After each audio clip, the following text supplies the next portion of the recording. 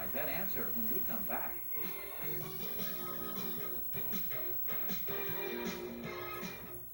Playoff time out to John J. Mims Memorial Stadium for this one. Early on, Dennis Botley on the roll, hooking up with who else? Yes, Eddie Kinnison, and Kinnison is off to the races. He turns this dump pass into a big gainer for Washington Marion. The Bucks' Grant Reed saves a touchdown for the charging Indians, and the tackle was key as 2 plays later, Botley is picked off by junior Corey Stewart. He runs it back into Washington Marion territory. How about this? Corey Stewart on offense. Long ball. The result, a 7-zip Buccaneer lead. The Bucks pad that lead a little later. Juan Arduan follows Ryan Abell into the end zone. A 2-yard touchdown run, 14-0 Barb. It was 21-zip Bucks before the charging Indians got into the end zone. 242-pound Orlando Malvo takes it in from a yard out. The comeback kids do it again. Washington Marion from behind to edge the Bucks, 22-21. There, Dennis Botley and wideout Eddie Kinnison will not play tonight due to injuries. But the Gators aren't going in overcome. We're not going to change offense. We're going to stay with the offense. Mike Sellers throw the ball well, and he's a good rollout passer, so we can include more rollout and sprint out passes into the offense. It's going to be wide open. We're not going to shut it down. Mike does a great job with our offense. We're going to have a wall tonight, and but our kids are up to it. They've had, a real good week of practice. It's exciting. The weather's great. It's football weather in the house. It's going to be a packed house tonight, and I think our kids are up for it. And it ought to be exciting. It's good high school football. And every year they rank us pretty low. But, well, we're looking for it to turn some heads. We're better than what people say. Of undefeated teams, LaGrange and Washington Marion. Let's move over to Charging Indian Stadium, where the wounded Indians were trying to help out their tribe on the field. Injured quarterback Dennis Botley talking to his replacement Michael Selders, and also on the sideline, blue chip wide receiver Eddie Kinnison. Now LaGrange gets on the board early. Watch quarterback Derek Franklin keep it on the option, untouched for a 22-yard touchdown run to put the Gators up 7-zip. A little later, it's Calvin Lefebvre. He'll take it in from 17 yards away. And if you don't believe us, just ask our cameraman. 14-0 LaGrange. Second quarter, it will be Franklin again on the keeper. He takes it in from 8 yards out to put LaGrange up by a bundle. Now, Washington Marion did get on the board. Mike Selders, the replacement quarterback for Dennis Botley, to Kevin Cormier. 35-yard touchdown pass. Washington Marion on the board, 21-8. They fall to the LaGrange Gators, the final 26-8. Now tonight, the Washington Marion Charging Indians will have to play another game without their all-state wide receiver, Eddie Kinnison. Kinnison has already missed 3 games due to a fracture in his ankle, but he's been working hard to get back into action, but he'll have to wait another week. I don't think he's healed enough yet to return to football. How long will he be out, do you think? It's a good chance that he'll be ready by not this Friday, but next Friday. Do you think Eddie can go back to the 100% that he was, or in your opinion, will he lose something? He'll lose nothing. Speed, nothing. Nothing. It's good that Eddie Kinnison is not playing this week because it's not a district game. They don't start district till next week. This week, Washington Marion takes on Westlake in a game takes a different approach tonight as most schools open up their district schedules. As a matter of fact, all but 3 area schools are in district action tonight, with 2 of those teams not in league play hook up in what could be the best game of the night. Westlake and its 6'6" tight end David LaFleur playing host to the Washington Marion Charging Indians, who again will play without the services of their injured blue chip wide receiver Eddie Kinnison.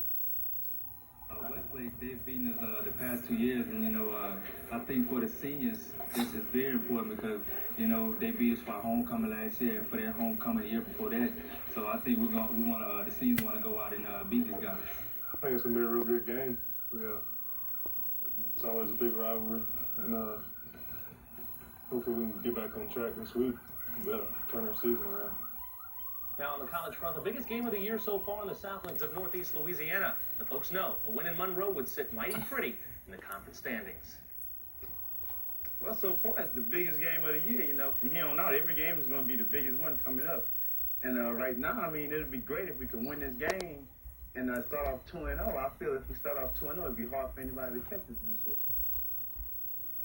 No first in the back. Interesting night. You know what that means for Southwest Louisiana. When we come back, it's time for the high school football scoreboard show.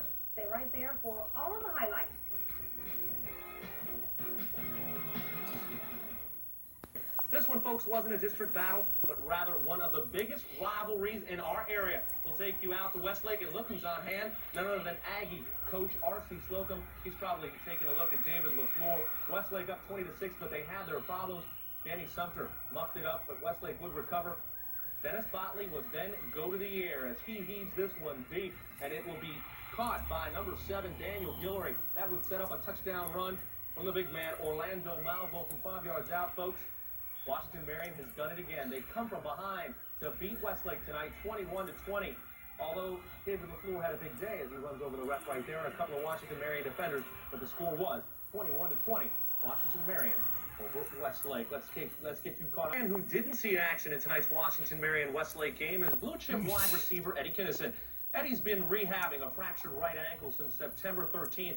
When Kinnison went down against the Bar Buccaneers, Washington Marion is not the same team without its speedy wide receiver. But Kinnison is almost back after over a month of rehabilitation. Rehabilitation which he knew would be tough.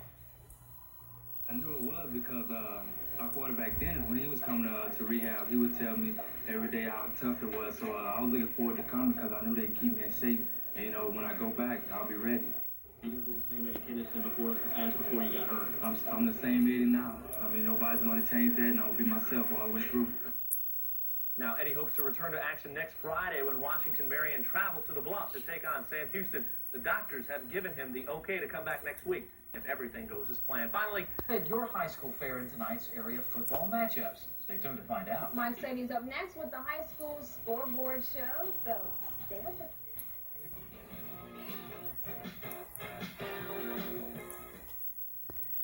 to open the year at 5-1. But tonight was district action in the Bluff, where Sam Houston saw the return of standout wide receiver Eddie Kinnison to play for Washington Marion. But Eddie had a little trouble with this one. A sure interception inside the Washington Marion 10, but Kinnison couldn't hold on, and it proved costly because on the very next play, the Broncos punch it in, down 7-0. Quarterback Daryl Duhan the pitch. The running back John Hubert, and Hubert is gone. 27 yards to put Sam Houston on the scoreboard, but the Indians still led it 7-6. Washington Marion causes the turnover. The Broncos muff the handoff, and the big man Orlando Malvo recovers for the charging Indians. But Dennis Botley and company could do nothing with it. 4th and goal, Botley's pass to Kevin Cormier in the end zone falls incomplete. But the charging Indians would hang on to win their district opener 21-6 over Sam Houston. In other District 4 Quad A action, it was Eunice Ritter. Warm night and an important night in high school football. There are plenty of district games around the area. One involves Washington Marion. So Tom will take you to the Charging Indian Pep Rally next in Tours. This evening over at Washington Marion. It will be the number 3 Charging Indians facing the 9th-rated Dragons of DeRidder. Tonight's district matchup created plenty of excitement this afternoon at the Washington Marion Pep Rally. The gym was rocking, and so is Washington Marion right now. The Charging Indians are 1-0 in league play coming into tonight's big contest. Very big. We need this game to make it to the playoffs, and like this game can start off the route of winning district. I feel it's a very big game because all we need to do is win 2 games to get into the playoffs. We've won 1, and this will be our 2nd. Look at that pretty full moon, and it washed over the Charging Indians in the first half because they were up 14-0. Third quarter, DeRidder would get on the board. Derek Lynch up the middle, a 2-yard touchdown run, 14-6. The Dragons trail by only 8. Washington Marion with the ball now. Quarterback Dennis Botley over the middle for Derek Winey. Winey tips it, but it goes into the hands of T.J. Badger.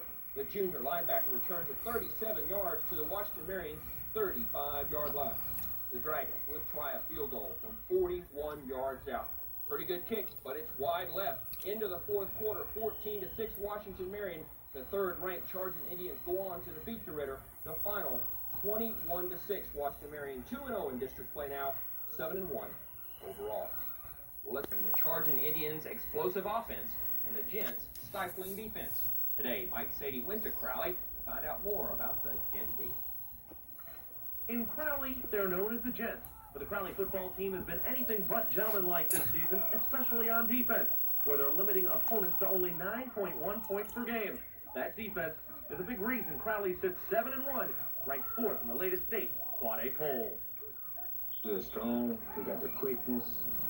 strong. We are linebackers. We got strong, quick end, tough secondary. We coming along, came from a long ways, and just get out there and play the hardest we can, the best of our ability.